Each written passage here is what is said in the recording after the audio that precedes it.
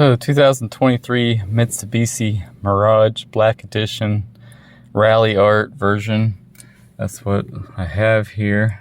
Just a little over 1,000 miles on it. It's looking pretty good. Had a close call last night where I had to veer into another lane and come to a really fast stop, and it performed really well. I have to admit that it had good stability. A couple of fast stops like that I've had to do. So the stabilizing controls and whatnot on here must work pretty well. Overall, they're always on from what I can tell.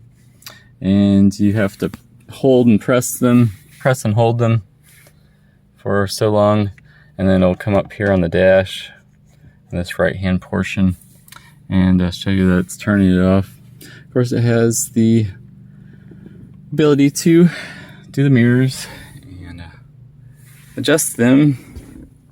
This is what the interior seat looks like in the front, the design. Back, I've got a sheet over right now, but it's the same deal in the back. And you can see why they called it the Black Edition.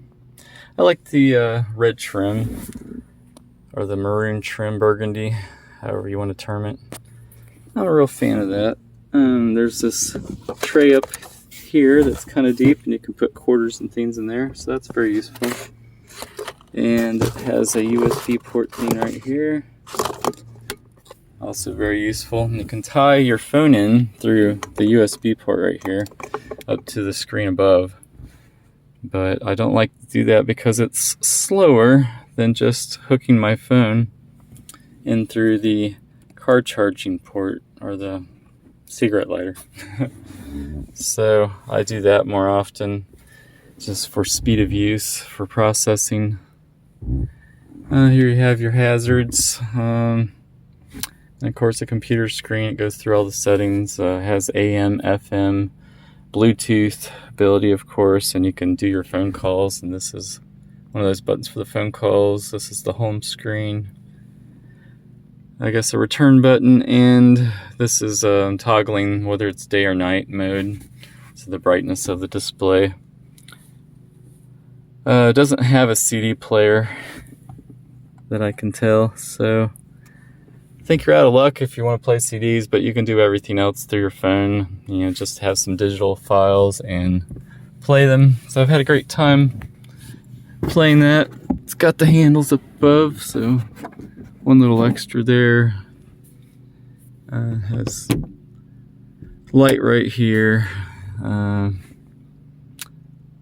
This is part of this system down here. Has to do with the wipers intermittently wiping as the rain falls, plus avoiding collisions out front.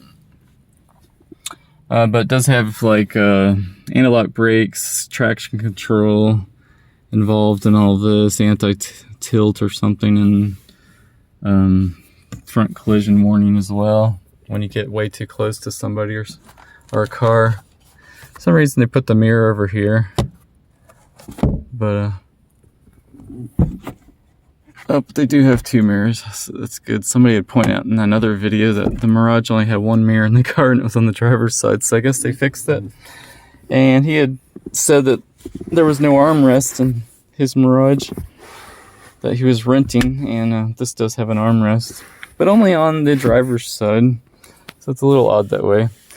It doesn't have any of the sleeves on the back of the seat, and the upholstery is a little on the the cheapest side of things. But if you're easy on things and take it easy on the car, shouldn't be a problem. And the seat's pretty comfy overall I'm 5'7.5", and so it's pretty comfy for an average sized person. On the odometer up here, I don't have the car on at the moment, but I guess I could go ahead and turn it on, so come up. And you can toggle through like trip A, trip B. I'm not sure what all of them are right off, but and the Fahrenheit on the temperature. Let's see. Only other useful one I really look at is the mileage. how much it's getting per gallon. So it says I'm getting 38.6 per gallon. So if you're wondering after 1,000 miles what kind of mileage it actually gets, about 36 to 38 miles per gallon is what I've been noticing. So when I went on the interstate, it actually lessened the mileage, oddly enough. So town driving actually seems to be better for it, which is kind of weird. I would have expected that highway miles would be far better. So air conditioning works great. From what I've heard, Mitsubishi specializes in air conditioning, so I think it's good in that area. It's got just these two vents though in the middle vents, and the middle vents can be tilted back, up and down, back and forth. So it's a good system. I don't mind it. And they're good and solid for at least while the car's new. Down the road, I'm sure it could be something that might mess up, but get loose. But all cars are prone to that, I guess. We have temperature gauge here, up and down, fan, up and down. This turns the air conditioning on off, I believe. This turns the whole system off. So it's just a touch button mode. On the auto, you can have all of the settings the way you want already, and just hit auto, boom, it kicks it on. And you can still adjust things, of course, while it's auto. Recirculation button, and the different modes for up top, down low, defrost, and all the rest. So speakers aren't very fabulous per se. I mean, they put out enough volume for my taste, just because I don't like to blast my volume. But for those who like to blast their volume, this would probably not be a very good car for you. But if you just like the quality of stereo, the quality's good. It just doesn't have the volume that I've had in the past on some of my system. But overall, I'm really liking this car, and I deliver on a daily basis, food delivery, and so it is really good for that. It gets great gas mileage. I was uncertain, I should say, about how the 70-something horsepower would do, but the car has good pickup, and it doesn't get up to barely 3,000 RPMs, even going 80 miles an hour most of the time, so it might get up to 3,100.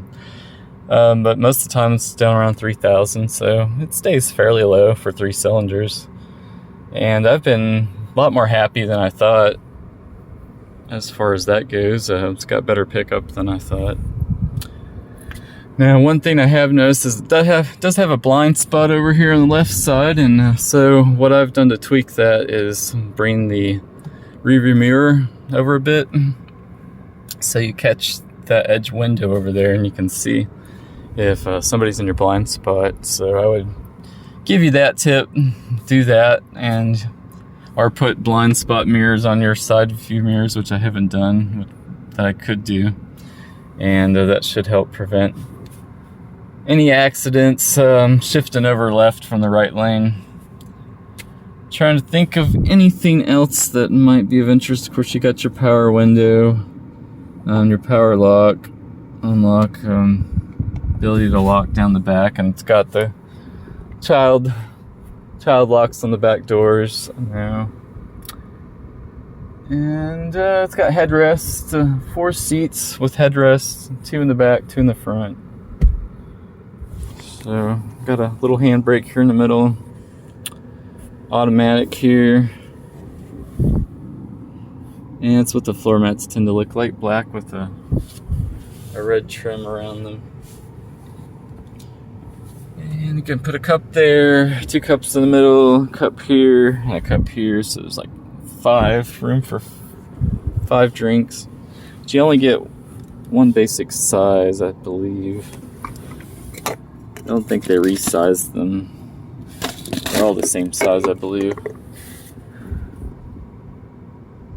And this is what it looks like up top on the headliner.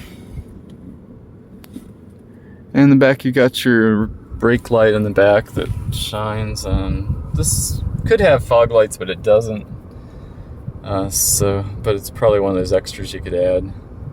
And anything else I can think of here. Haven't really had any issues though. As far as drivability, it handles pretty well when you've got it in the driveway. At one time, at least when the automobile's off, it seems like you can take the steering wheel back and forth way too much. But once you drive it and get it up to about 20, 30, 40 miles an hour, somewhere in there, 20 to 40 miles an hour, it stabilizes nicely. So I've noticed that about the car. Drives nice, but you wouldn't know it's sitting in the driveway necessarily. So can't complain about the handling really. I can't complain about the pickup too badly. I mean, yeah, it's obviously not going to have the best pickup ever with 70 something horsepower, but it gets great gas mileage, so that's the trade-off. But it does fine. I can get up to 75, 80 miles an hour on the interstate just fine. I don't generally drive more than 85 miles an hour anyways. So it does fine for my purposes. Has decent enough pickup. Makes the hills. Can take tight turns nicely. It's got decent advantages in a lot of areas. Doesn't have a sunroof. That's kind of a downer, but probably one of those things you could add as well, possibly in the options. I'm not real sure on that one, whether they have that as an option. Didn't seem like it when I was at the dealer though. I guess that about does it. Oh yeah, it does have these. It has cruise control. That would be one of those questions people would ask. And you can manipulate right here. You hit this for cruise control, I think, and then use this to set it and or cancel it. You can resume, you can set, toggle it down. See here you have stereo, volume settings and whatnot, phone pickup, hang up, and microphone or something there, I guess. And so, yeah, there's your controls on the wipers. Might find that helpful. And it does have a little button here on the end that does something with the lights. I was trying to remember what it was. Forget what it is, but it's got an extra setting there for lights. It doesn't have automatic on-off lights seemingly at the first glance, but it must, because the headlights automatically turn on when it gets dark enough. So it's got a sensing ability for that, and it alarms you when you leave your lights on, but I think most all the time it turns them off automatically. It probably has to do with one of these settings up here, possibly. No, that's just a toggle for a short-term toggle. Yeah, really not sure whether that could toggle an auto. No, it doesn't stay on either. Well, anyways, it's in the manual, but I don't care enough right now for the purposes of this video to break all that down, so I cannot remember it and I'm not going to read it. But anyways, I guess I can demonstrate the blowing speed. So that's level 4, 4.5. How loud it gets in here. It's kind of a loud system. Notice the air conditioning tends to be loud on the outside, and kind of blowers are loud on the inside. So it's not the quietest cabin and everything that way. I mean, it does have more noise through the doors, I think, than a lot of cars. But it's quiet enough. I can carry on phone conversations pretty well all the way up to 75, 80 miles an hour. Although it gets a little noisy with tire noise. Yeah, you can't lock this, so that's a little bit of a downer. But it seems solid enough. Just treat it gently. And I think that's about everything I can think of on here. Yeah, so hopefully this is a pretty good little walk through the car for you, and gives you a bit of a preview for those who just want to get on YouTube and preview it and not have to necessarily go over to the dealer or can't find one. So So thanks for watching.